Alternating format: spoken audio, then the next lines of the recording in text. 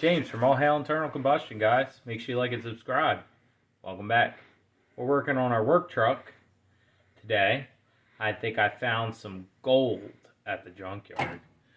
Been having issues with my accelerator pump on my factory 2-barrel Ford carburetor. I've had a lot of issues with this carburetor. Fast idle is hard to set. It's either too much or too little.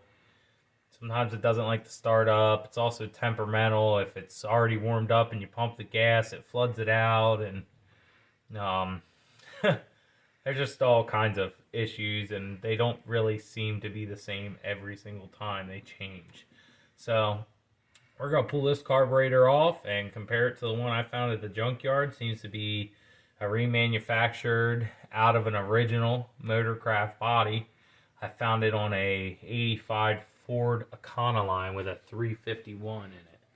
So hoping maybe it's a little bit bigger of a carburetor. Maybe we'll get a little bit more, you know, power. Yeah, right. Ford made 2 carburetors, this one and no other. So we already unbolted it. And there's our dirty, dingy, been on the truck since it was new. So by first look, it looks pretty correct. We don't have this, but it's capped off anyway. Our fuel, didn't use this. Accelerator pump's a little different, but in the same location. Throttle linkages seems to be about the same, yeah. Even if we end up needing to move this ball or put another one in.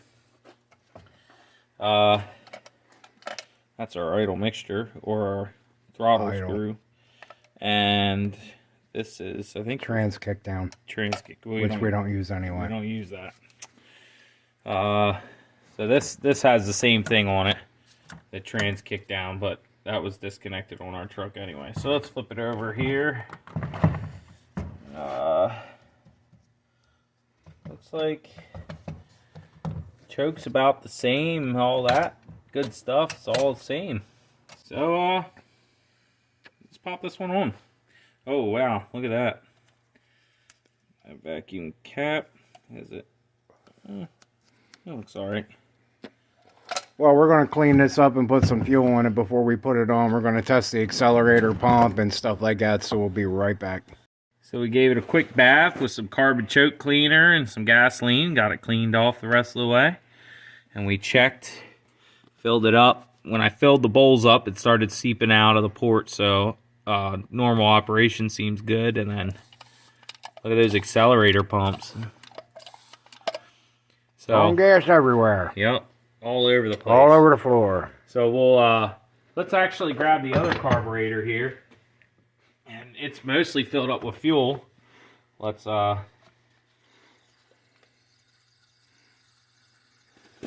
it up one more time. Let's see how the accelerator pumps look on this one. Accelerator pump. They do work, but not quite as strong.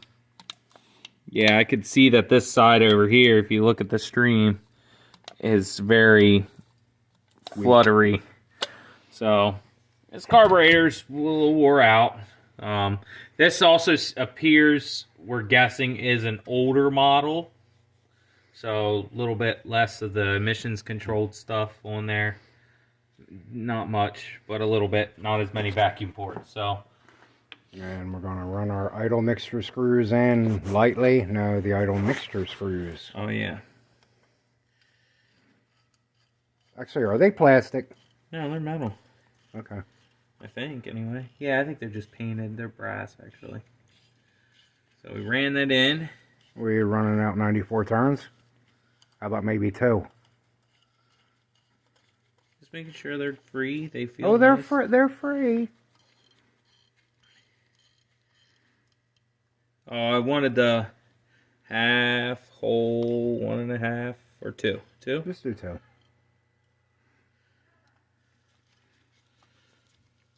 Remember, you don't want to seat these real hard. You just, okay, that's stop. So half, whole, I lost count, sorry. Half, whole, 1.5, 2. There we go. Let's put this on the truck. We cleaned our gasket up. We didn't put a new one on there, but we're only testing this carburetor out. Man, it looks 100 times better already. Let's get the carburetor bolts, get this thing in there.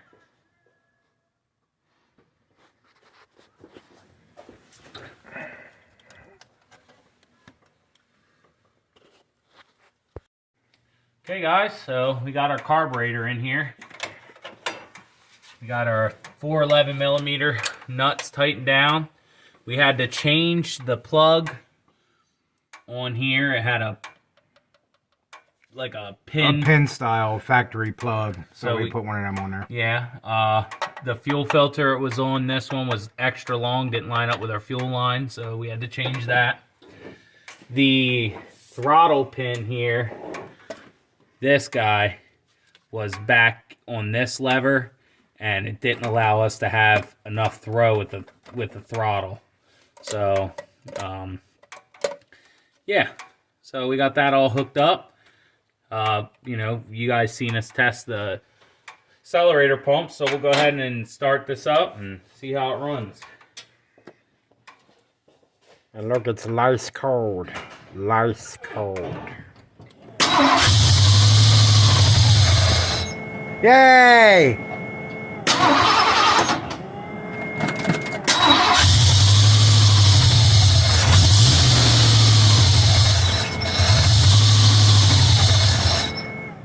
Methinks we got a vacuum leak.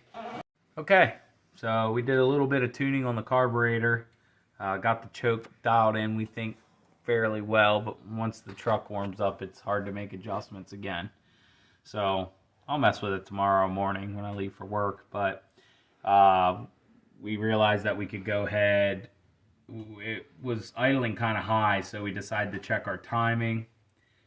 We had basically advanced the timing to get it to idle correctly because the other carburetor was so messed up.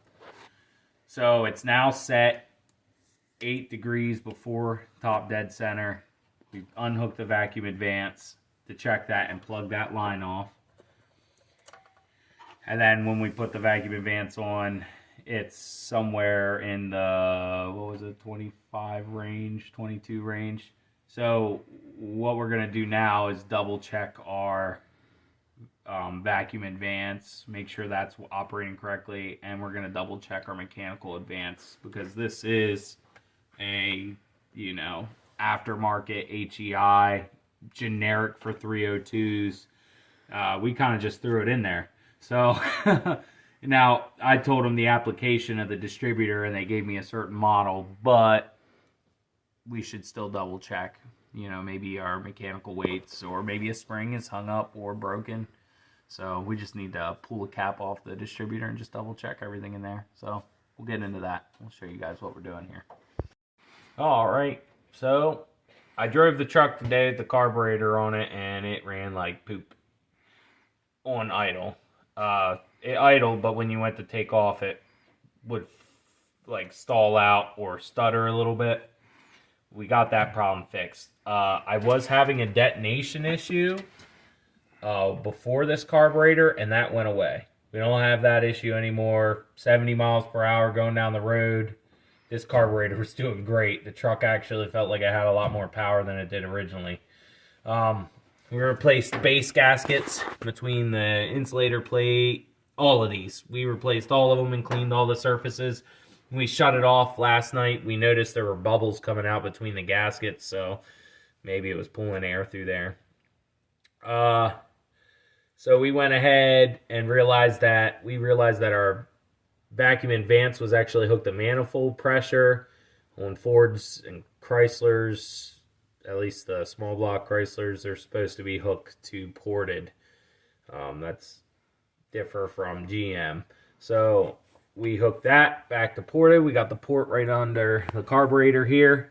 So that vacuum signal is dead at idle. Once the idle comes up or you get into the throttle, this picks up, advances the weights, and then once you get past that threshold, the mechanicals take over inside of the distributor. So We adjusted the timing again, adjusted the carburetor a little bit, but not too much. The choke worked fairly well this morning on startup. I just had to give it a little bit of gas, but I tweaked the choke this morning.